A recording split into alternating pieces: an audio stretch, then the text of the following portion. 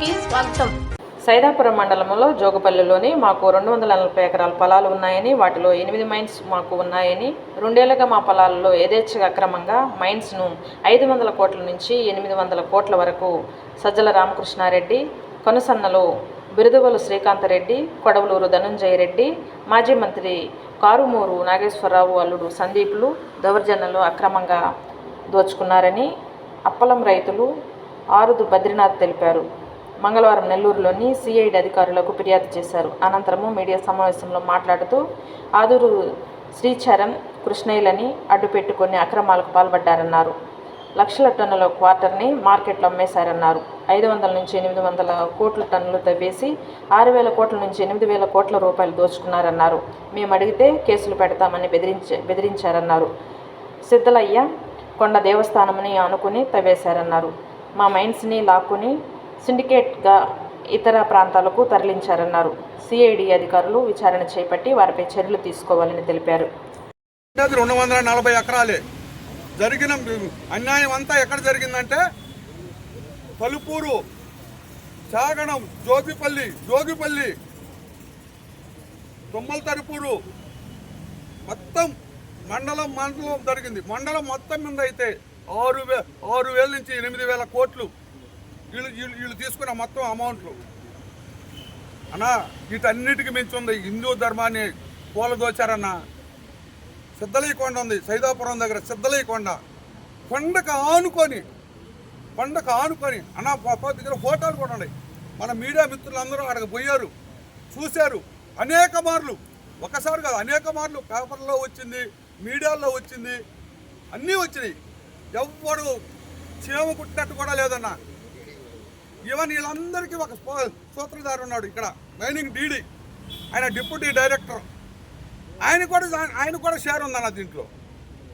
ఆయన ఏమి లంచాలు తీసుకోలేదన్న. పాపం భాగమే తీసుకున్నాడన్న. భాగమే తీసుకుని ఆయన కూడా 130 కోట్లేనన్న, ఎక్కువేం కాదు.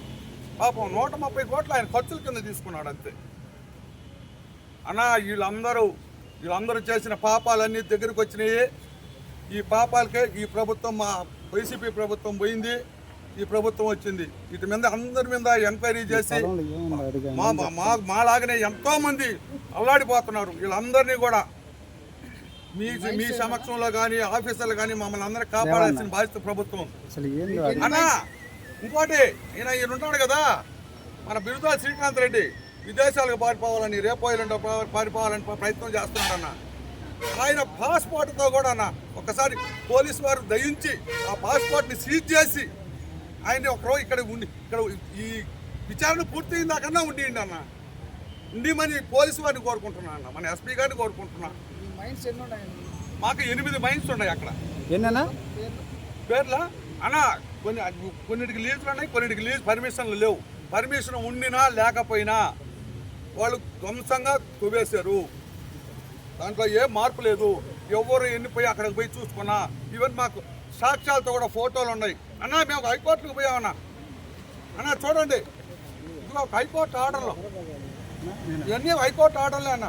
1, 2 కాదు అన్న. కంటెంప్ట్ వేసిన తర్వాత కూడా మైనింగ్ చేశారన్న. కంటెంప్ట్ వేసాం. కంటెంప్ట్లో కూడా హైకోర్టు వీళ్ళ మంది మీరు రిపోర్ట్లు పంపించమంటే డీడీ పంపిడు, రిటర్న్ మా మీద కేసులు, దౌర్జన్యాలు. మీ మైన్స్లో ఎంత మేరకు జరుగుతుందండి? మన మైన్స్లో 1,50,000 లక్ష నుంచి 1,50,000 టన్నులు జరిగింది. మినిమం 550 నుంచి 800 కోట్లు దోపిడీ జరిగింది. 800 కోట్లు దోపిడీ జరిగింది. వీటన్నిటికీ వీళ్ళే ఎవరు అన్న. అందరూ మంత్రుల దృష్టికి తీసుకెళ్ళాం, అందరు ఆఫీసర్ల దృష్టికి తీసుకెళ్ళాం. మళ్ళీ సజ్జల రామకృష్ణారెడ్డి గారి ఆయనకే పర్సనల్గా పోయి విన్నవించుకున్నాం. ఆయన కూడా మీ సమస్యలు మేము వింటామా అన్నాడు. పక్క రోజే ఇక్కడ ఏమంటే మా మీద కేసులు వచ్చినాయి. సజ్జల రామకృష్ణారెడ్డి కూడా అన్న వీళ్ళందరూ హరాస్మెంట్ చేశారన్న. 550 నుంచి 800 కోట్లు మా సొంత ప్రాపర్టీ అన్న. ఈరోజు కన్నీళ్ళు వస్తున్నాయన్న, చచ్చిపోవాల్సిందన్న. అన్న ఈ ప్రభుత్వంగా కొనసాగుంటే మొత్తం కిడ్నీలు అంతా దొబ్బేస్తుందరన్న. వీళ్ళేమి చిన్నవాళ్ళు కాదు వీళ్ళు. ఓకే, మీ పేరు? నా పేరు ఆదూరు బద్రీనాథ్ అన్న. Okay, thank you. నా పేరు Aduru Badrinath. Okay, thank you.